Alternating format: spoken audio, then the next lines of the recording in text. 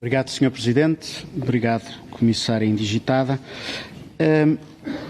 Disse que as coisas aqui na Europa estão diferentes em termos de política económica, eu não tenho assim tanta certeza.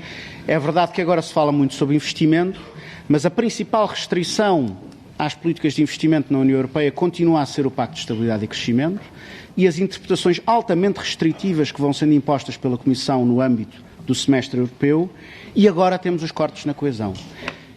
Fico feliz de saber que aquilo que nas suas respostas escritas era o melhor cenário possível, agora é uma hipótese de trabalho, mas gostava de saber se isso significa um compromisso para se bater com o apoio do Parlamento para que não haja qualquer corte na política de coesão como pior cenário de trabalho e se, na revisão dos instrumentos de governação económica dentro da União Europeia, apoiará a ideia de que o investimento, e particularmente o investimento no combate à pobreza e desigualdade, nos serviços públicos e no combate às alterações climáticas, não seja tido em conta do ponto de vista do cumprimento da regra do déficit.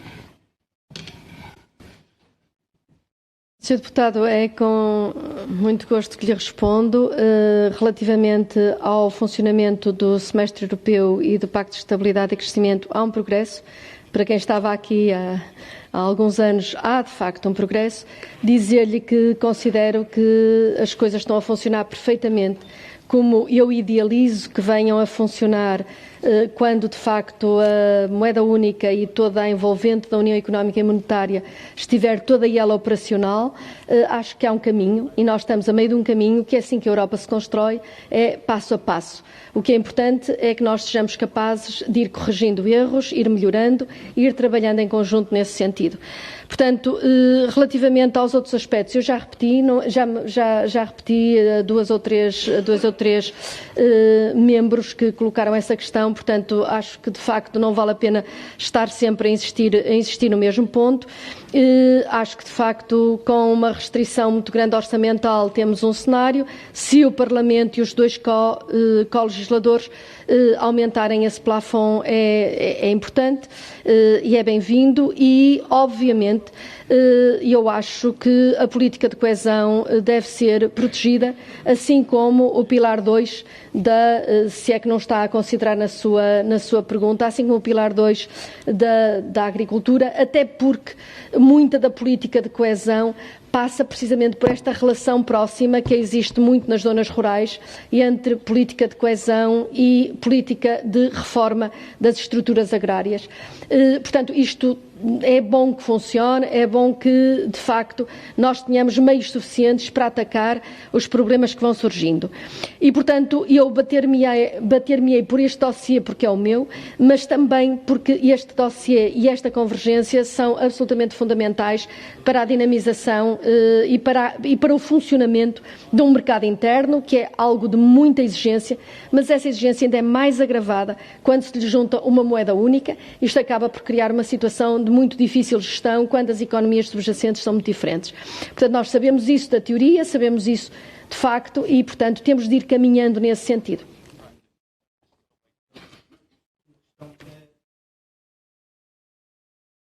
princípio da condicionalidade tem significado basicamente da seguinte forma: os Estados-membros que cumprem as orientações da Comissão Europeia têm margem de manobra, os que não cumprem têm chatices.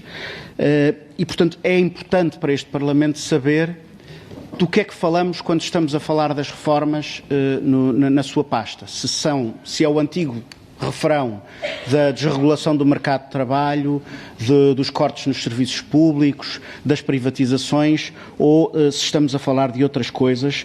E mais importante do que isso, se o entendimento do que são políticas económicas responsáveis, do entendimento que a Comissão Europeia tem tido a este respeito e que levou as políticas económicas responsáveis no nosso país à maior recessão económica da vigência do euro, alguma vez será a condição para aceder aos fundos de coesão. Ou seja, disse aqui uma frase que eu considero que é muito importante, que as reformas não devem ser impostas.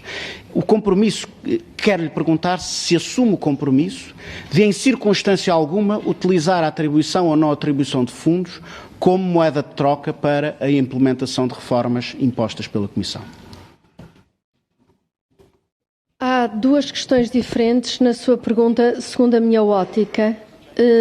No que diz respeito à política de coesão, stricto sensu, a legislação em vigor inclui a existência de macrocondicionalidade, embora, como eu disse numa resposta anterior, a proposta presente da Comissão seja no sentido de mitigar e de limitar e introduzir proporcionalidade, tratamento igual de Estados, reconhecimento de situações críticas em termos económicos, como mitigantes, como atenuantes e eventualmente até como canceladoras desse processo, mas é essa a regra que neste momento existe e eu tomo boa nota da posição do Parlamento, que foi no sentido oposto.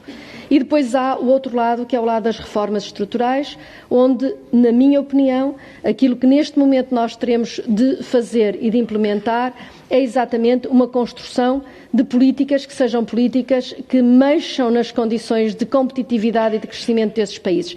No entanto, isto não é um assunto que a Comissão decida, é um assunto em que Parlamento, Comissão e Conselho têm de se entender e têm de se articular, porque eu defendo, obviamente, o método de codecisão aqui.